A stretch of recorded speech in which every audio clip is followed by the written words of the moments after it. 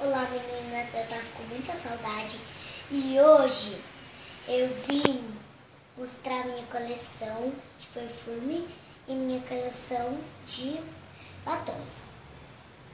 E hoje eu vim mostrar meu look, meninas, que o meu salto, meninas, da Barbie é todo rosa. Aqui tem um lacinho que tem a Barbie, que é cheio de brilho. Aqui, meninas, tem minha blusa da Barbie, que tá cheia de Barbie, ó, que tá escrito Barbie. Barbie começa com a letra B, né? Agora, meninas, meu óculos. Aqui tem meu óculos, é vermelho com preto. Aqui, meninas. Aqui, meu short jeans. Ó, aqui tem um sapatinho aqui atrás, gente. Meninas, essa minha varinha, ó, é da Frozen. Meninas, no próximo vídeo eu vou fazer coleção de arquinhos de Xuxa. Se vocês quiserem ver esse vídeo, vem comigo.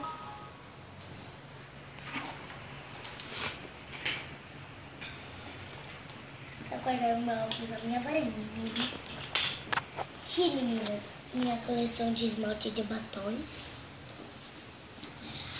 Aqui é o meu perfume da Avon, da Cinderela, que tem um sapatinho, ó, muito lindo, meninas.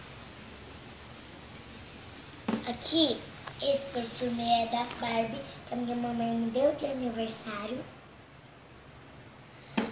Esse perfume é da Frozen, ó.